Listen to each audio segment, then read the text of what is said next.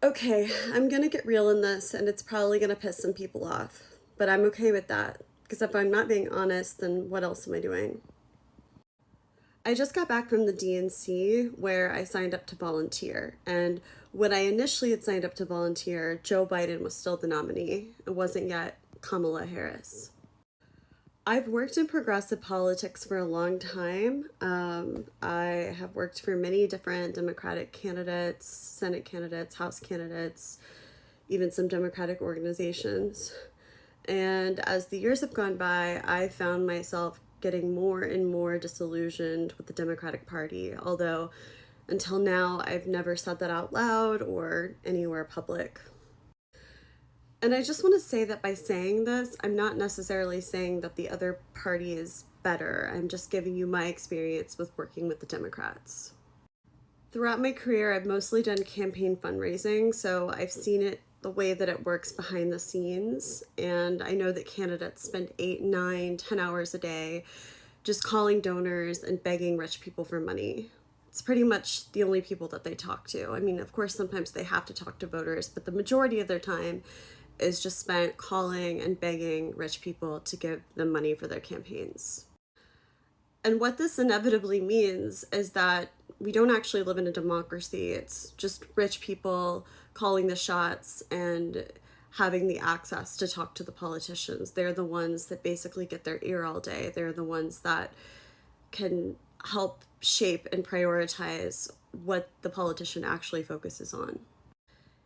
Even the politicians that detest this, that want to get big money out of politics, still have to play this game. They still have to make these calls. They still do the same amount of just calling rich people and begging them for money. And what unfortunately happens once they get into office, if they get into office, is that they soon realize that the money machine is so great and the seduction of power is so immense that they no longer adhere to these values.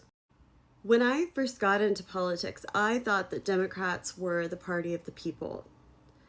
And at the DNC this week, I felt like I was in a building with the most elite and out of touch people in the entire world. It very much felt like, let's just have a huge party and forget all of our problems because the vibes are brat. When I was there, I didn't feel any connection to real America or the place that I come from, which is the Midwest, Kansas City, Kansas, and Missouri. I didn't feel any connection to the people that I know right now who are struggling to buy their groceries or to pay their rent. The people who want to know what both candidates are going to do to materially affect change in their lives. And when I was there listening to the speeches, I felt myself feeling mad because I didn't hear anything about the economy. Definitely not in Kamala's speech, and not very much in the others as well.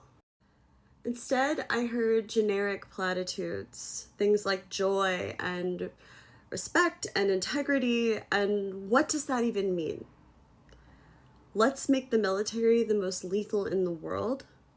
I thought I was part of the anti-war party. I thought I was part of the party that fought for the underdog, that championed working people.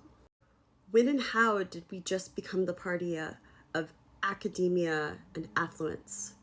That's what we are right now.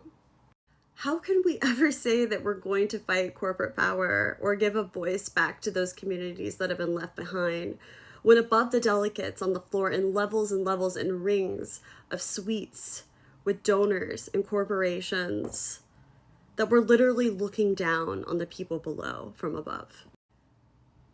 That's what Chris Cuomo said, and he's absolutely right. You know, I went to the DNC this year hoping that I would feel reconnected to the Democratic Party, that I would have more of a sense of understanding of Kamala and her candidacy and what she stood for. But instead, I ended up leaving and feeling the opposite, more disconnected and alone than ever. And I don't think I can support Kamala Harris for president.